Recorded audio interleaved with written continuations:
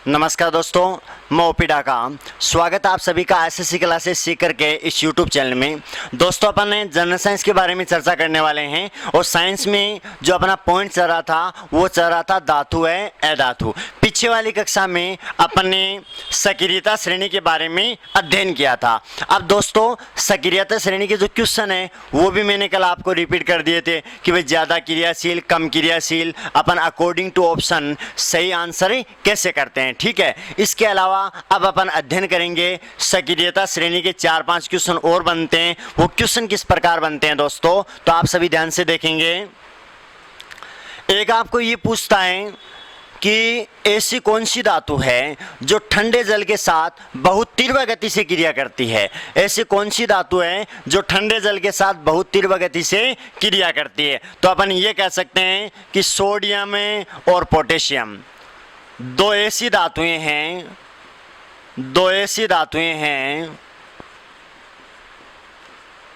जो ठंडे जल के साथ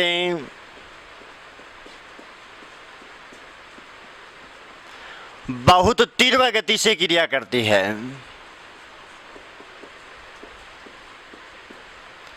बहुत तीव्र गति से क्रिया करती है। तो ध्यान रखना दोस्तों, ठंडे जल के साथ तीव्र गति से क्रिया करने वाली धातुएं कौन सी हैं? सोडियम व पोटेशियम है। ठीक है, उसके बाद देखो भाई, एक धातु कैल्शियम है और कैल्शियम एक ऐसी धातु है, कैल्शियम ऐसी धातु है जो ठंडे जल के साथ क्रिया तो करती है, लेकिन अपन ये कह सकते हैं कि टाइम कितना लेती है? 4 से 5 घंटे का समय लेती है। समझ गए ना। अपन ये कह सकते हैं कि कैल्शियम एक ऐसी धातु है जो ठंडे जल के साथ क्रिया तो करती है, परंतु क्रिया को पूर्ण होने में कम से कम 4 से 5 घंटे का समय लगता है। जैसे अपन बात करते हैं कि चूना होता है, बिना भुजा चूना है जो अपन सफेदी में काम में लेते हैं। अगर आप बिना भुजे चूने को पानी में डालेंगे तो पानी के साथ रिएक्शन करेगा तो 4 से 5 घंटे लगेंगे। उसके बाद अपन उसका प्रयोग सफेदी करने में करते हैं। ठीक है ना। तो दोस्तों ध्यान रखना, कैल्शियम ऐसी धातु है जो ठंडे जल के साथ रिएक्शन तो करती है, लेकिन टाइम कितना लेती है? 4 से 5 घंटे का समय लेती है। ठीक है, इसके बाद अपन चर्चा करने वाले हैं कि भाई एक धातु है मैग्नीशियम। मैग्नीशियम जो है वो ऐसी धातु है जो किसके साथ क्रिया करती है भाई? गर्म जल के साथ क्रिया करती है। गर्म जल के साथ ही क्रिया करती है, ध्यान रखना भाई। तो ऐसी कौन सी धातु है जो गर्म जल के साथ क्रिया करती है? तो ध्यान रखना भाई, उत्तर क्या आएगा आपका? मैग्नीशियम आएगा। क्लियर है ना। उसके बाद देखो भाई, 2 धातु के बारे में और चर्चा करने वाला हूं। एक धातु तो है एल्यूमिनियम, एक धातु है लोहा। ये ऐसी धातु है जो न तो ठंडे जल के साथ क्रिया करती है और न ही गर्म जल के साथ क्रिया करती है। यह केवल बोलो किसके साथ क्रिया करती है? भाप के साथ क्रिया करती है। बोलो क्लियर है ना। तो ऐसी कौन सी धातु है जो केवल भाप के साथ क्रिया करती है? तो दोस्तों आंसर क्या आएगा? एल्यूमिनियम तथा लोहा। क्लियर है ना। तो ध्यान देना भाई, सोडियम पोटेशियम है ठंडे जल के साथ, कैल्शियम है ठंडे जल के साथ करती है, लेकिन टाइम कितना लगता है? 4 से 5 घंटे का। मैग्नीशियम है गर्म जल के साथ, और भाप के साथ है एल्यूमिनियम और लोहा। ठीक है ना। अपन बात कर रहे हैं अपनी जो सक्रियता श्रेणी है उनमें जो तत्व है उन्हीं की बात कर रहा हूं दोस्तों। ठीक है, अब देखो एक क्वेश्चन और बनता है। एक क्वेश्चन ये बनता है कि भाई ऐसी कौन सी धातु है जो लगभग क्या है आपकी? अक्रियाशील है। ऐसी कौन सी धातु है जो लगभग क्या है आपकी?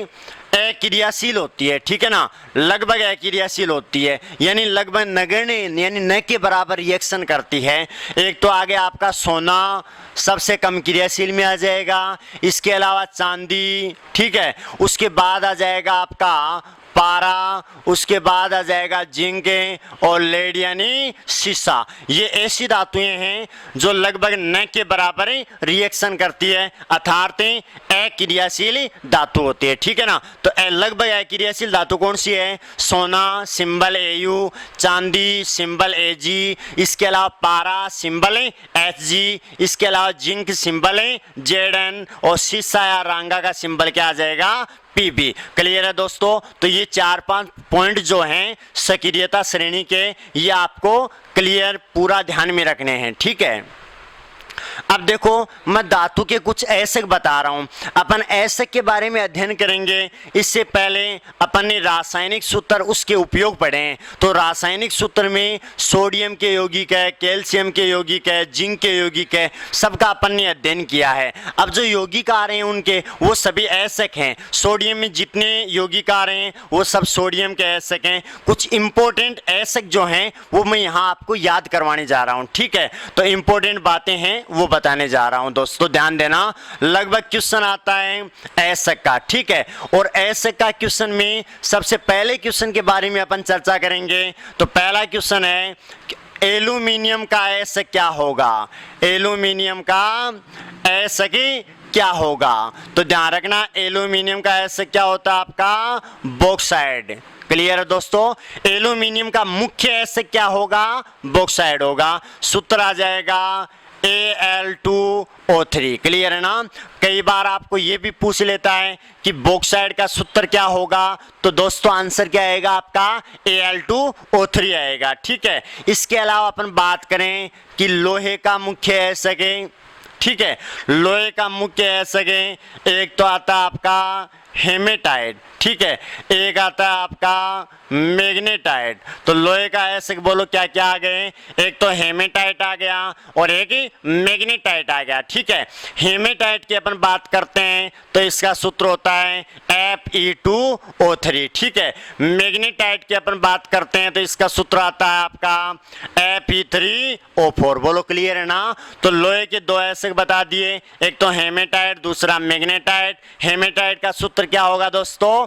Fe2O3, मैग्नेटाइट का Fe3O4 हो जाएगा, ठीक है। इसके अलावा मिलता जुलता एक क्वेश्चन और है।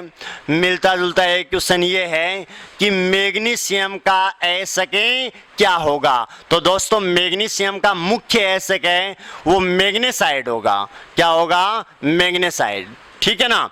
मैग्नीशियम का मुख्य ऐसक क्या है? मैग्नेसाइड है, जबकि लोहे का मुख्य ऐसक है मैग्नेटाइट, याद रखना। और मैग्नेसाइड का जो सूत्र होता है वो MgCO3, मैग्नीशियम कार्बोनेट, इसको अपन कह सकते हैं। बोलो क्लियर है ना?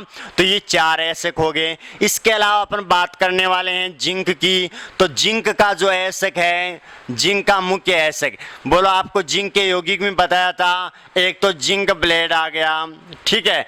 जिंक ब्लेड का सूत्र क्या होगा? ZnS। जिंक ब्लेड का सूत्र क्या होगा? ZnS। बताओ जिंक का मुख्य ऐसक क्या है? Zinc blende. इसका नाम जिंक सल्फाइड है। क्या नाम है इसका? जिंक सल्फाइड है। इसके अलावा एक मैं आपको जिंक का ऐसक और बता देता हूं। अगला जिंक का ऐसक जो है वो है कैलामीन। क्या है दोस्तों?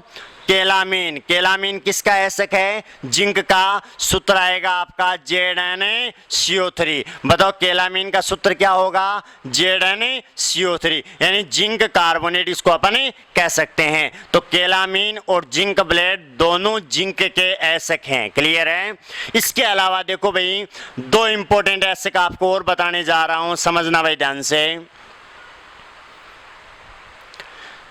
एक तो होता है शीशे का मुख्य ऐसक, शीशा यानी लेड। Pb का मुख्य ऐसक, ध्यान रखना भाई, शीशे का मुख्य ऐसक जो है वो क्या है? गैलेना। शीशे का मुख्य ऐसक क्या है? गैलेना। सूत्र क्या होता है? PbS, यानी लेड सल्फाइड, ठीक है ना। गैलेना का सूत्र क्या होता है? PbS, और नाम क्या होता है इसका? Lead sulphide. तो गैलेना किसका ऐसक है? शीशे का या रांगा का या Pb का या लेड का। क्लियर है ना? उसके बाद देखो पारा जो होता है उसका मुख्य ऐसक होता है आपका सिनेबार। क्या होता है दोस्तों? सिनेबार। सिनेबार का सूत्र है HgS आ जाएगा, यानी मर्क्यूरिक सल्फाइड इसको अपन कह सकते हैं। ठीक है, तो बताओ सिनेबार का सूत्र क्या होगा? HgS होगा। इसका रासायनिक नाम क्या है? Mercuric sulphide. और दोस्तों सिनेबार किसका ऐसक है? पारे का ऐसक है। किसका ऐसक है? पारे का। तो ये आपको जो ऐसक बताए इंपॉर्टेंट, ये आपको बढ़िया तरीके से ध्यान में रखने हैं भाई। ठीक है, इसके अलावा आपको सूत्र में बता दिए, वो वीडियो एक बार जरूर देखना, रासायनिक सूत्र व उसके उपयोग का। क्लियर है ना? अब देखो भाई, अपन डिस्कस करने वाले हैं धातु में मिश्र धातु के बारे में। ठीक है, और मिश्र धातु पढ़ने के बाद अपन धातु की रिएक्शन पढ़ेंगे, अम्ल के साथ या अक्षार के साथ या वायु के साथ। ठीक है ना? तो रिएक्शन करने पर क्या बनता है वो बाद की बात है। तो पहले अपन अध्ययन करेंगे, बोलो किसके बारे में? अपन अध्ययन करेंगे मिश्र धातु के बारे में। ठीक है, आपको 6-7 याद करवा रहा हूं, वो बढ़िया तरीके से याद कर लेना। मिश्र धातु, मिश्र धातु कहते किसको हैं? अपन ये कह सकते हैं जो 2 या 2 से अधिक धातुओं से मिलकर बनी होती है।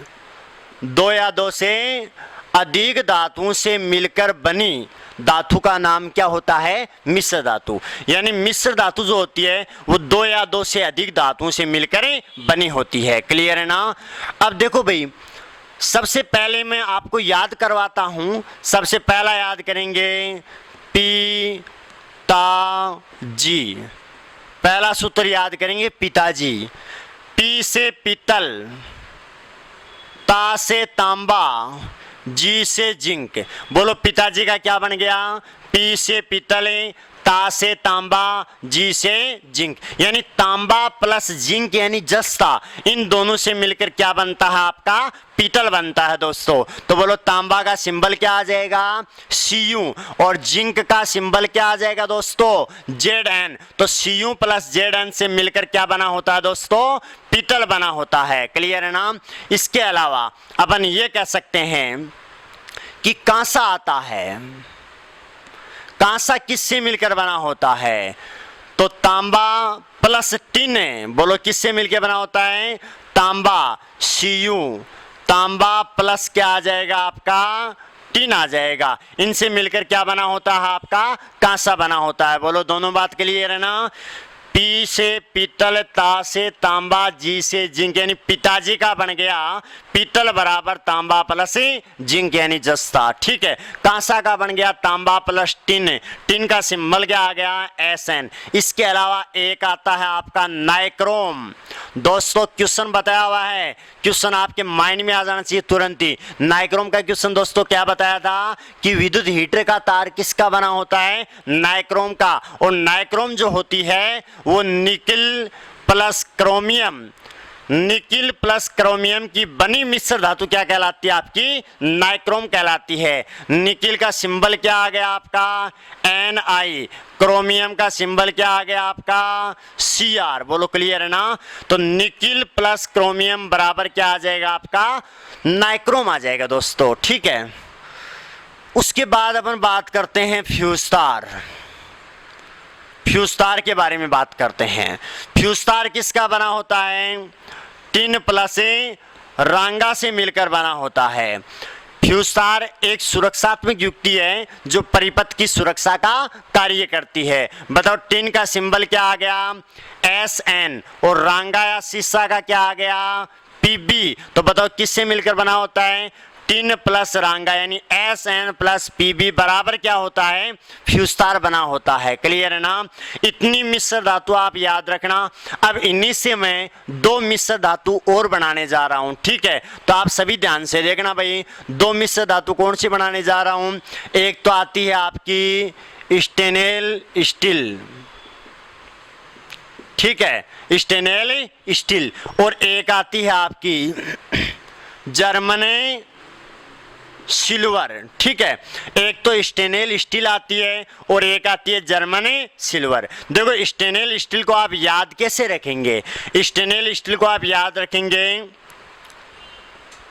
इस्पात प्लस इस्पात प्लस नाइक्रोम,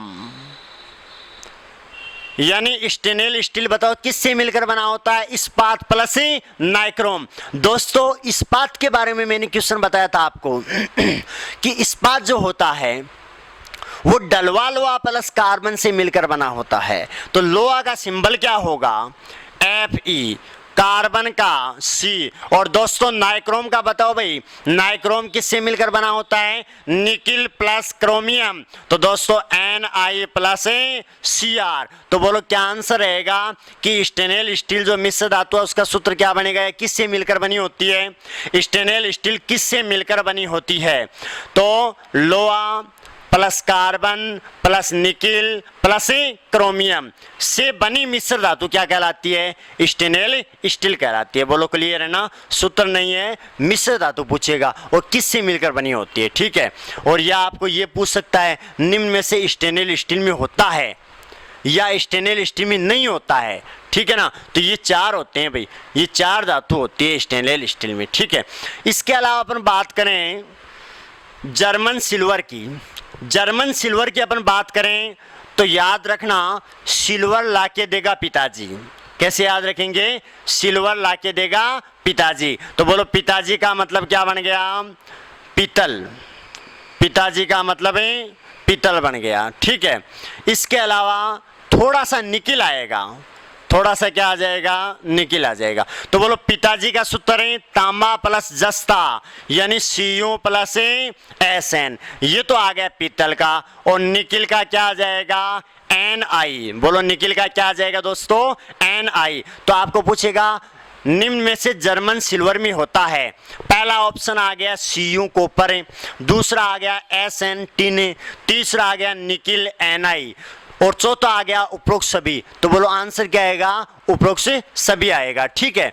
इसके अलावा अपन बात करें कि भाई आपसे पूछेगा, दो बहुत इंपॉर्टेंट क्वेश्चन बताने जा रहा हूं, बहुत ज्यादा इंपॉर्टेंट क्वेश्चन बताने जा रहा हूं दोस्तों।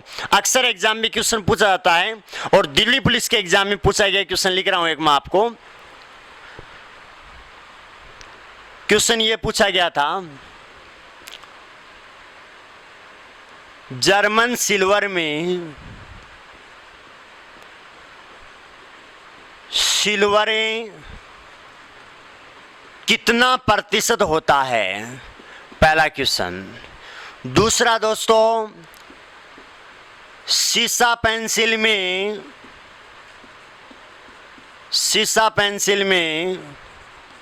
सीसा कितना प्रतिशत होता है?